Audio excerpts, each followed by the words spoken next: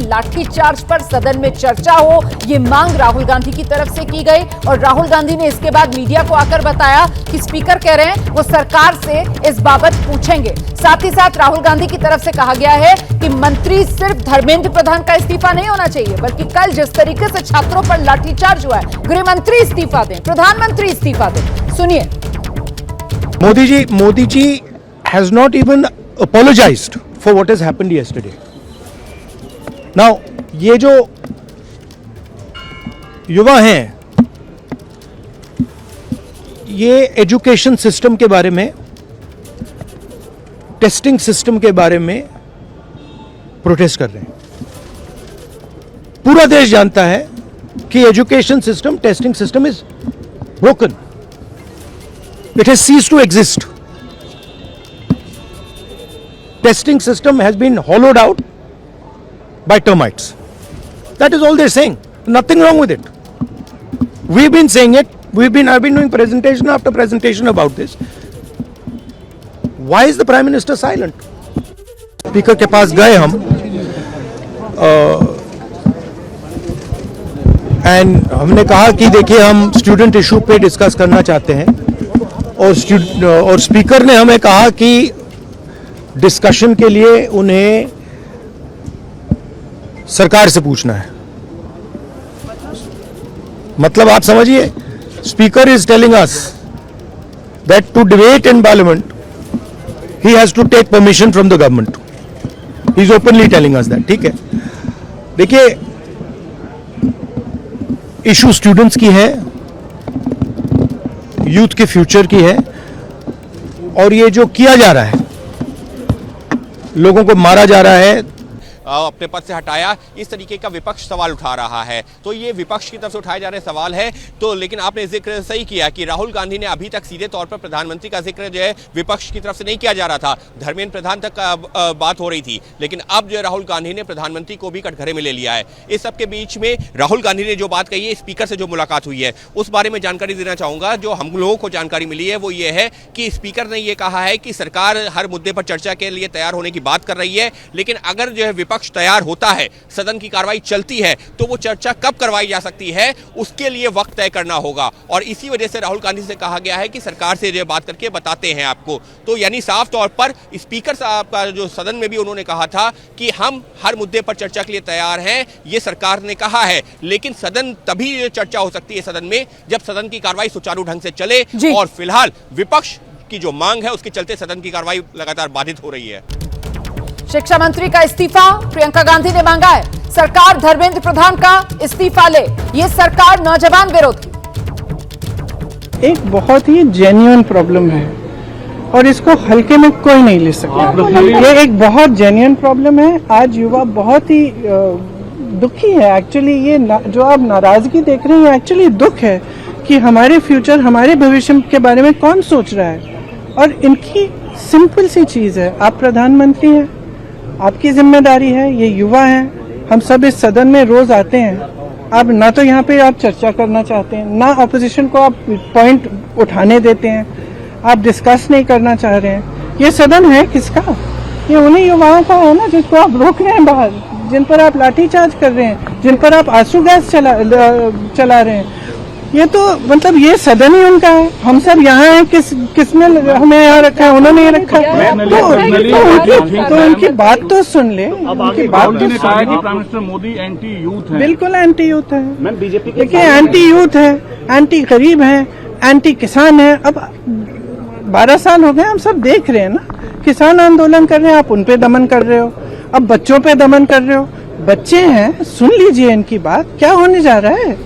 अगर इनकी बात शांति से सुन लें, आप मंत्री जी की जिम्मेदारी है, उनसे रिजाइन करो. प्राइम मिनिस्टर के खिलाफ राहुल गांधी कंसिस्टेंट कैंपेन चला रहे हैं. प्राइम मिनिस्टर इस कॉम्प्रोमाइज हो जाने किस तरह का आरोप लगाया. और अब प्रियंका गांधी जिस तरह से मुखर होकर के कह रही हैं कि सरकार को कम से कम उन बच्चों से बात करना चाहिए, और अगर वो ये इशू रेज कर रहे हैं कि जवाबदेही तय होनी चाहिए शिक्षा मंत्री की, तो इसमें गलत क्या है? सरकार को कम से कम वो आउटरीच तो दिखाना चाहिए था. यही चर्चा लगातार रुमाना हम कर रहे हैं कि ऑपोजिशन का जो इसमें स्ट्रैटेजी है वो वो बिल्कुल स्पष्ट है कि किसी भी कीमत पर इस मामले में सरकार की कल्पेबिलिटी को वो किसी भी तरह से डिसॉल्व नहीं होने देंगे। वो भरसक इस मुद्दे को मुद्दा बना करके रखेंगे, संसद के अंदर हो चाहे संसद के बाहर हो। राहुल गांधी ने जाकर के मुलाकात भी की जो घायल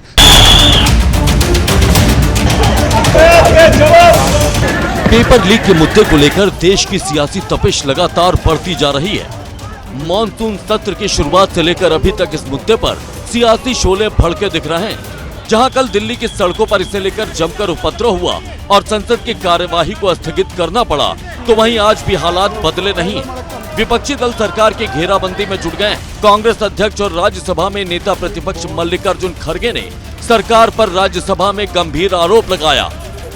पेपर लीक और नीट एग्जामिनेशन के बारे में जो आवाज उठा रहे हैं उनके ऊपर लाठीचार्ज किए, टीयर गैस दिए, उनको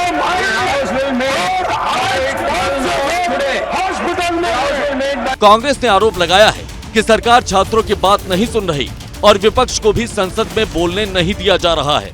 यूं ही हम उठे, यूं ही एक शब्द बोले, एक ही शब्द, तो माइक ऑफ हो गया, बंद हो गया। ये डेमोक्रेसी है। अरे डेमोक्रेसी में अगर डिबेट नहीं चाहते आप, डेमोक्रेसी में अगर आप हमारी बात सुनना नहीं चाहते हैं, तो हम कहाँ जाए?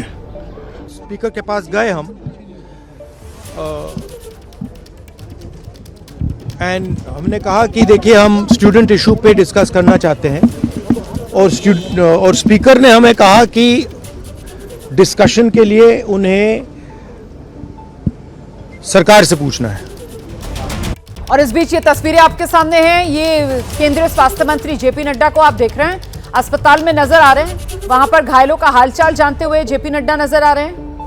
कल जब प्रदर्शन हो रहा था तो एक तरफ जो प्रदर्शनकारी थे वो और दूसरी तरफ जो पुलिसकर्मी थे वो भी बड़ी तादाद में घायल हुए हैं। तो केंद्रीय स्वास्थ्य मंत्री जेपी नड्डा पहुंचे आज अस्पताल में। उन्होंने भी घायलों से जाकर मुलाकात की है और वहां पर डॉक्टर्स की टीम भी मौजूद है उनके साथ, और जो घायल हैं उससे भी वो बातचीत कर रहे हैं। डॉक्टर्स की टीम जो साथ में है उनसे भी वो बातचीत कर रहे हैं, जानकारी हासिल कर रहे हैं।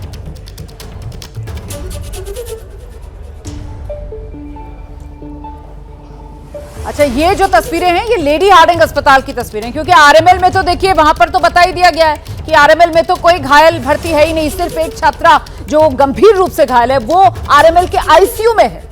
फिलहाल ये नॉर्मल वार्ड की तस्वीर है। यहां पर एक घायल का हालचाल जानते हुए केंद्रीय स्वास्थ्य मंत्री जेपी नड्डा नजर आ रहे हैं। ये लेडी हार्डिंग जो हॉस्पिटल है वहां की तस्वीरें हैं। यहां पहुंचकर घायलों से केंद्रीय स्वास्थ्य मंत्री जेपी नड्डा मुलाकात कर रहे हैं। ये घायल छात्र हैं, ये पुलिसकर्मी नहीं है, ये छात्र हैं, घायल छात्र जिनसे जेपी नड्डा ने मुलाकात की है। तो कल जो प्रदर्शन हुआ है उसमें कई छात्र घायल हुए हैं और फिलहाल घायल छात्रों से मुलाकात करते हुए केंद्रीय स्वास्थ्य मंत्री जेपी नड्डा। अब विपक्ष इसी बात को लेकर सरकार की घेराबंदी कर रहा है। विपक्ष कह रहा है कि ये पुलिसिया बर्बरता थी जिसकी वजह से इतनी बड़ी तादाद में इतने छात्र जो हैं घायल हुए हैं। देखिए कैसे उस छात्र के सिर पर हाथ रखते हुए, आशीर्वाद देते हुए, हिम्मत बढ़ाते हुए उस छात्र की केंद्रीय स्वास्थ्य मंत्री जेपी नड्डा नजर आ रहे हैं। और वो छात्र बता रहा है हाथ से इशारा करके, चेहरे पर हाथ लगाते हुए, शायद यहां पर उसको चोट लगी है।